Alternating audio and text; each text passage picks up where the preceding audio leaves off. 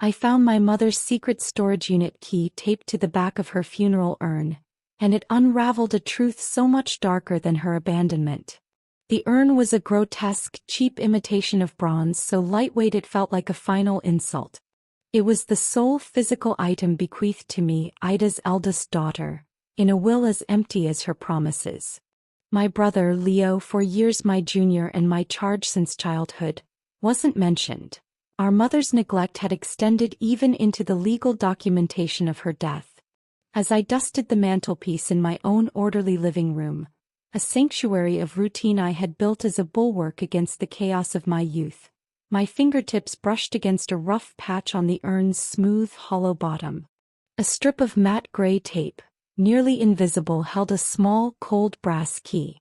Attached was a tiny tag, its engraved letters stark: I1 Secure Storage, Unit 17B, followed by an address in a forgotten industrial town 2 hours inland. The funeral had been a hollow ritual. My mother, Ida, had finally succeeded in her long, slow suicide by alcohol, her body giving out after years of public decline. The narrative everyone accepted was a simple tragedy: a woman broken by her husband's infidelity. After my father, David, had his humiliating affair and left when I was 6, my mother was cast as the grieving heroine, left to raise 2 children alone. Her nightly pilgrimages to bars were seen as a desperate escape from loneliness. Her neglect of me and Leo was understood as a side effect of profound sorrow. I, the pragmatic firstborn, had become a miniature adult, packing lunches, helping with homework, soothing Leo's nightmares, and meticulously lying to my father about the empty bottles and the deepening shadows under our eyes, all to avoid a custody war I feared would strand us permanently in the unpredictable tempest of her life. This key, however, felt like a calculated, posthumous act. It was too deliberate, too hidden to be anything but a message. A week after the funeral, a gnawing, morbid curiosity overpowering my aversion to drama, I made the drive. The storage facility was a bleak expanse of corrugated steel and chain-link fencing, humming with a silence that felt aggressive. Unit 17B was cold and smelled of damp concrete and decaying paper. But inside there were no nostalgic treasures, no yellowed photographs, no relics of a life once lived. Instead, I found an archive of a secret war. Neat, identical bankers' boxes were stacked with military precision, each labeled with dates spanning the years during and immediately after the divorce. My heart thudded a frantic rhythm against my ribs as I slit the tape on the first box. It was filled with financial records, bank statements showing regular, sizable withdrawals, canceled checks made out to cash, and cryptic receipts for wire transfers to an account number I didn't recognize, linked to a bank in the Cayman Islands. Another box held medical files, not my mother's but my father's. Copies of his medical records from the year leading up to the divorce, with notes from his physician about unexplained symptoms: acute anxiety, debilitating insomnia, mild paranoia. The doctor had prescribed sleeping pills, noting, patient appears highly stressed, cites marital difficulties. Then I found the journals. A collection of black leather-bound notebooks, their spines cracked with use. I opened the first one to a random page. The date was about a year after the divorce, but the entry made the floor seem to lurch beneath my feet. Entry, March 14th. Met with Dr. A, again. The dosage is correct. David's behavior is becoming more erratic as predicted. The public arguments are a good sign. It establishes a pattern. He is isolating himself from friends, which weakens his support network. The plan is proceeding. I must be patient. The children cannot suspect. Oh, cried again tonight. I had to leave. The noise is unbearable. It interferes with my focus. I collapsed onto the cold concrete floor, the journal shaking in my hands. Dr. A. The dosage? The plan? This wasn't the despairing scribble of a heartbroken woman. It was a strategic log, a commander's field report. I spent the next several hours in that tomb-like unit, reading with a horrifying, compulsive need. The story that unspooled was not one of tragic collapse, but of a chillingly premeditated and executed revenge. My father's affair, the catalytic event that shattered our family, was not a spontaneous act of betrayal. According to my mother's meticulous notes, she had noticed his emotional distance early in their marriage. Instead of confrontation, she had chosen annihilation. She had sought out a discreet and morally flexible doctor, Dr. A, and obtained a prescription for a subtle, slow-acting psychotropic drug she referred to only as the catalyst. Her method was insidious. She slipped it into his evening coffee, a ritual he trusted implicitly. The drug was designed to heighten anxiety, amplify irritability, and lower inhibitions, making him prone to irrational anger and impulsive decisions. Her goal was to systematically dismantle his personality, to engineer his transformation into a volatile, unfaithful stranger, thereby justifying his removal from our lives and securing her sole custody and a substantial financial settlement. She wrote of her intention to present a flawless case to the courts. David, the unstable, abusive husband, driven by his own demons to abandon his family. But her perfect plan had a flaw: the immense psychological toll of maintaining the facade.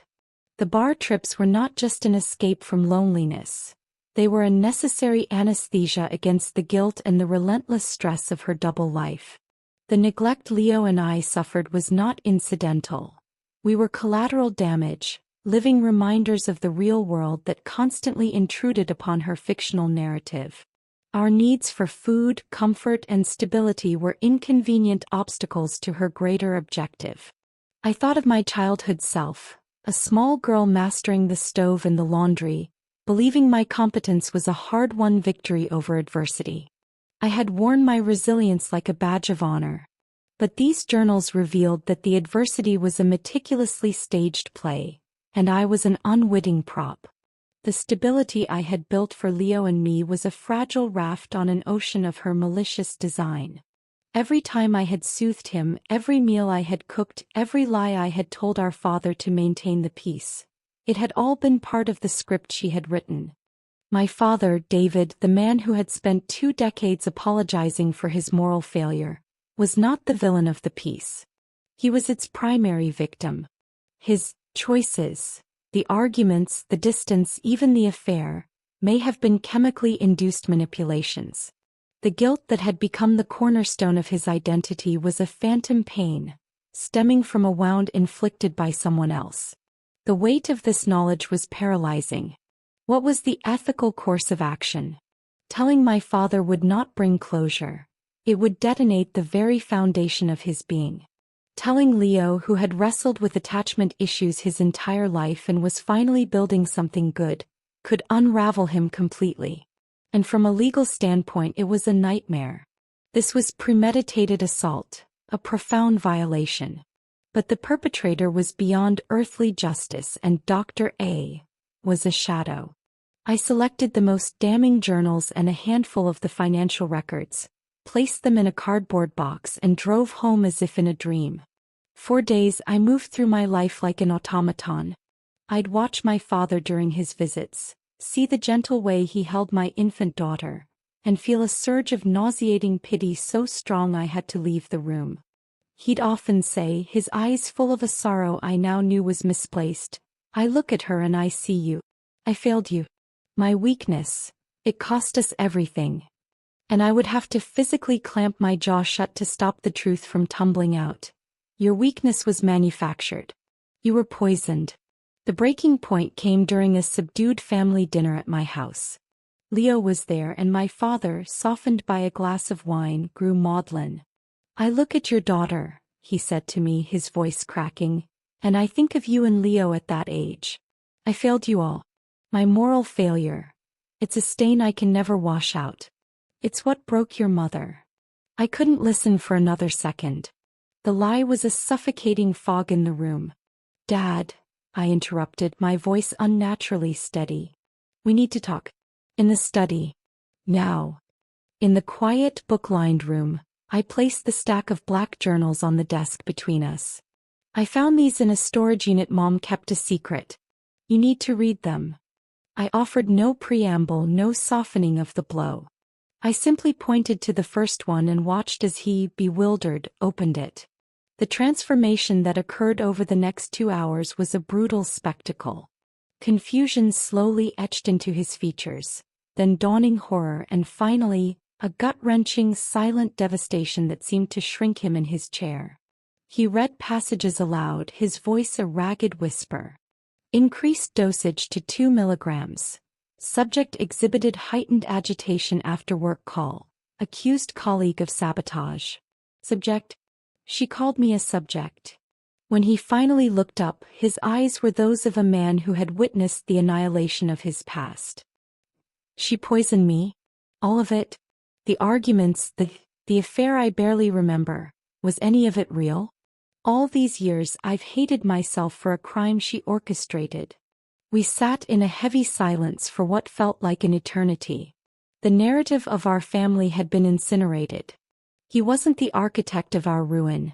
He was its first casualty, a prisoner in an experiment he never knew he was part of. My mother wasn't a victim.